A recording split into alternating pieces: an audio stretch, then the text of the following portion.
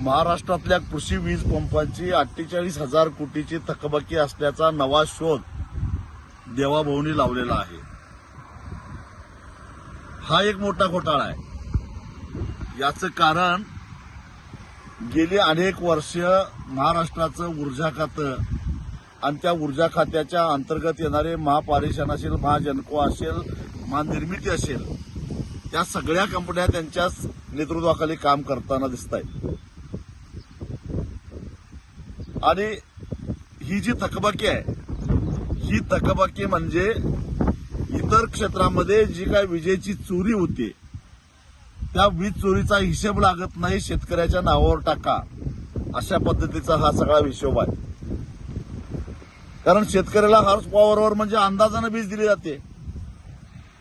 म्हणजे जे इतर वापरत नाहीत ती उरलेली सगळी वीज शेतकऱ्याच्या नावावर टाकायची, चोऱ्या सगळ्या शेतकऱ्यांच्या नावावर खपवायच्या आणि शेतकऱ्यांनी एवढी एवढी वीज वापरली असं रेकॉर्ड तयार करायचं, असं गेली अनेक वर्ष चालू आहे. देवाभाऊ जेव्हा महाराष्ट्राचे उपमुख्यमंत्री होते, ऊर्जा खातं त्याही वेळा त्यांच्याकडेच होतं. मी एकदा त्यांना भेटलेलो होतो आणि त्यांना विनंती केली की आमचे शेतकऱ्यांची काही थोडीफार त्यावेळी दुष्काळ सदृश परिस्थिती होती, थोड्याफार थकबाकी राहिल्या आहेत, विशेषतः मराठवाड्यातल्या आणि विदर्भातल्या. कारण पश्चिम महाराष्ट्रातल्या लिफ्ट योजना असतील किंवा पश्चिम महाराष्ट्रातला बागायतदार शेतकरी असेल किंवा उत्तर महाराष्ट्रातला नाशिक नगरचा शेतकरी असेल, त्यांना नियमित वीज बिल भरावंच लागतं. म्हणजे बाकीचे जे थकबाकीदार आहेत त्यांना एकदा काहीतरी योजना आणा सवलतीच्या दरामध्ये. यापूर्वीच्या सरकारने ज्या पद्धतीनं वीज बिलं संपून टाकलेली होती तशी एक योजना आणायची विनंती करायला मी गेलेलो होतो. त्यावेळी देवाभाऊंनी सांगितलं की वीज बिल भरायची आवश्यकताच नाही, तुम्ही कशाला चिंता करताय. मी त्यांना सांगितलं की वीज बिल नाही भरलं तर महावितरण 18% व्याजानं त्याच्यावर व्याज आकारणी करते आणि परत चक्रवाढ व्याजानं ते सगळं वसूल करतात. कारण हे 48,000 कोटी रुपये दाखवले आहेत, हे व्याजावर व्याज, व्याजावर व्याज, व्याजावर व्याज असं करत करत हे 48,000 कोटी झाले आहेत. आणि तेही शेतकऱ्यांनी न वापरले, अत्यंत अल्प. तसं जर काही इमानदारीनं हिशेब केला असता तर ही थकबाकी केवळ 7,000 ते 8,000 कोटी रुपये झाली असती. म्हणजे अन्य भागामध्ये झालेल्या चोऱ्यांचा 18% म्हणजे आज सावकार सुद्धा एवढा व्याज आकारणी करत नाही, त्या व्याजाची आकारणी करायचं आणि आता म्हणायचं की शेतकऱ्यांची आम्ही पाटी कोरी करत आहोत. मुळामध्ये शेतकऱ्याच्या पाठीवर तुमच्या घाणेरड्या कडून तुम्हीच लिहिलेलं आहे, तुम्हीच घाण केलेली आहे.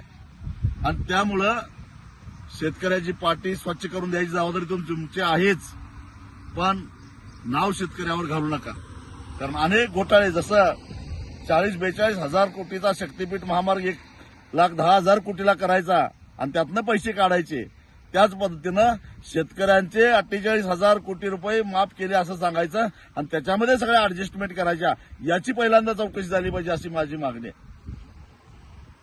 2 वर्ष झालं सरकारनं 7.5 HP पर्यंतची वीज मोफत केलेली आहे आणि ही जी थकबाकी देवाभाऊ म्हणतात ते त्याच्या आधीची व्याजावर व्याज, व्याजावर व्याज, व्याजावर व्याज वाढत चाललेली.